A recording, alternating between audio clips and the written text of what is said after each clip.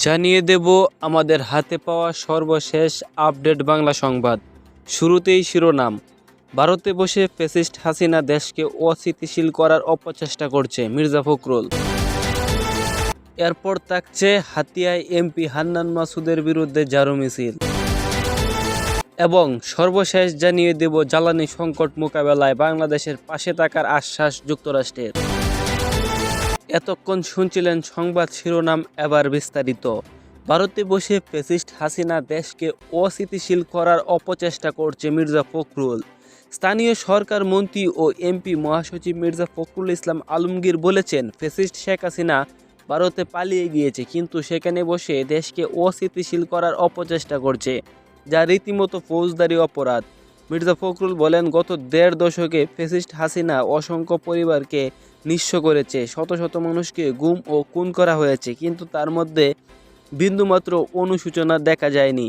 গুম ও খুনের চেয়ে বড় ভয়াবহ বাস্তবতা হলো ফ্যাসিস্ট শেখ হাসিনা এ নিয়ে কোনো অনুশোচনা নেই। স্থানীয় সরকার মন্ত্রী বলেন, গুম ও খুনের শিকার পরিবারগুলো রাষ্ট্রীয় কাঠামোর আওতায় সহায়তা দেওয়ার বিষয়ে সরকার আন্তরিক। যেসব পরিবার তাদের স্বজন হারিয়েছে তাদের সন্তানকে মানুষ করা, বেঁচে থাকা ও সম্মানজনকভাবে জীবনযাপন নিশ্চিত করার উপর গুরুত্ব আরোপ করে তিনি বলেন, গুম হওয়া মানুষের পরিবারগুলো অত্যন্ত কষ্টের মধ্যে দিন কাটাচ্ছে। তাদের সন্তানদের মানুষ করা ও ভালোভাবে জীবনযাপন নিশ্চিত করতে রাষ্ট্রের পক্ষ থেকে এখন পর্যন্ত কোনো কার্যকর বা উদ্যোগ নেওয়া হয়নি।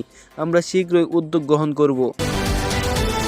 হাতিয়ায় এমপি হান্নান মাসুদের বিরুদ্ধে ঝাড়ু মিছিল। জাতীয় সংসদে দেওয়া এক বক্তব্যে ভুয়া দর্শনের প্রসঙ্গ তোলা এবং একটি রাজনৈতিক দলকে নিয়ে আপত্তিকর মন্তব্যের অভিযোগে নোয়াখালীর 6 আসনের সংসদ সদস্য আব্দুল হান্নান মাসুদের বিরুদ্ধে বিক্ষোভ ও ঝাড়ু মিছিল করেছে। স্থানীয়রা প্রত্যক্ষদর্শীরা জানান, প্রতিবাদকারীরা ঝাড়ু হাতে সড়কে নেমে মিছিল করেন এবং সংশ্লিষ্ট বক্তব্যের বিরুদ্ধে ক্ষোভ প্রকাশ করেন। মিছিলের শেষে সংক্ষিপ্ত সমাবেশে বক্তারা বলেন, দায়িত্বশীল অবস্থান থেকে এ ধরনের বক্তব্য দেওয়া অনুবিপ্রেত ও দুঃখজনক। তারা দাবি করেন, সংসদে দেওয়া বক্তব্যের জন্য সংশ্লিষ্ট সংসদ সদস্যকে প্রকাশ্যে দুঃখ প্রকাশ করতে হবে। পাশাপাশি ভবিষ্যতে এমন বক্তব্য থেকে বিরত থাকার আহ্বান জানানো হয়েছে। বক্তারা বলেন, বিভ্রান্তকর তথ্য উপস্থাপন এবং রাজনৈতিক প্রতিপক্ষকে ছোট করার প্রবণতা গণতান্ত্রিক সংস্কৃতির সঙ্গে সাংঘর্ষিক। এ ধরনের আচরণ বন্ধে সচেতনতা বাড়ানো ও গুরুত্ব আরোপ করেন তারা। কর্মসূচিতে স্থানীয় রাজনৈতিক ও নেতাকর্মীরা সাধারণ জনগণ শান্তিপূর্ণভাবে অংশগ্রহণ করেন এবং এই বিষয়টি গুরুত্ব সহকারে বিবেচনার জন্য সংশ্লিষ্ট মহলের প্রতি আহ্বান জানান। মিছিলে অংশ নিয়ে উপজেলা ছাত্রদলের আহ্বায়ক রিয়াজ মাহমুদ বলেন, সংসদে দেওয়া বক্তব্যের জন্য আব্দুল হান্নান মাসুদকে হাতিয়াসহ জাতির কাছে নিঃশর্ত ক্ষমা চাইতে হবে, না হয় হাতিয়াবাসী তার বিরুদ্ধে কঠোর আন্দোলন কর্মসূচি ঘোষণা করতে বাধ্য। জ্বালানি সংকট মোকাবেলায় বাংলাদেশের পাশে থাকার আশ্বাস যুক্তরাষ্ট্রের। মধ্যপ্রাচ্যে চলমান উত্তেজনার মধ্যে সৃষ্ট জ্বালানি সংকট মোকাবেলায় যুক্তরাষ্ট্রের সহায়তা চেয়েছে বাংলাদেশ।